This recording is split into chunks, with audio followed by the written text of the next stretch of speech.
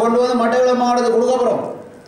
கொடுக்கக்குள்ள ஒரு தமிழனோ ஒரு சிங்களமானோ எதுக்கல்ல அந்த தண்ணியை கொண்டு கொடுக்கறதுக்கு 95 கிலோமீட்டர் நீளமான பைப் அடிச்சு கொடுக்க போகிறோம்.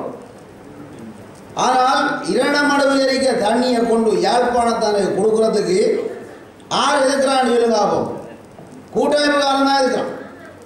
தமிழ் தேசிய கூட்டமைப்புக்காரன் தான் சொல்லுவாங்க தண்ணியை கொடுக்காது. இத்தனையும் குடநாட்டில் இருக்க முழுமையான தமிழன் தான். குடநாட்டில் இருக்க தமிழனுக்கு 100 வரி தலையில் தண்ணி உப்பா மாறி. ஏனென்றால் கடலுக்குள்ளே இருக்கிறபடியா ஆய்வாளர்கள் ஏற்கனவே கூறு வச்சாலும் அது உப்பு தனியாக மாறும். இப்போவே அரைவாசி உப்பு தானே. நீங்கள் போய் இங்கே தண்ணியை கொடுத்து யாழ்ப்பாணம் தண்ணி குடிக்க மாட்டீங்க. பாய் வச்சிங்கன்னா உங்களுக்கு தாகம் அடங்காது. அப்போ அதுக்கு 21,000 மில்லியன் ரூபா ஒதுக்கி அந்த தண்ணியை கொண்டு போகிறதுக்கு திட்டம். இதை ஜனாதிபதியை கேட்டு அவர் கொடுத்தார். அப்போ இதை கொடுக்கலான்னு சொல்கிறாரு தமிழ் தேசிய கூட்டமைப்பை பாராயப்பட்ட உறுப்பினர்கள். அப்போ இவங்கெல்லாம் தமிழர்களா? அப்போ இதெல்லாம் நீங்கள் விளைவிக்கணும். சும்மா ஏமாற்றுவாங்க இளங்களை வந்து ஏமாற்றி போட்டால் கதிரிடத்தை வைக்கிறதுக்காக வந்து சொல்லி திருப்பாரு. அதே இப்போ முறைப்படி நடக்கும். அங்கே கிளிநொச்சி மக்களுக்கு ஒரு பாதிப்பும் வராது.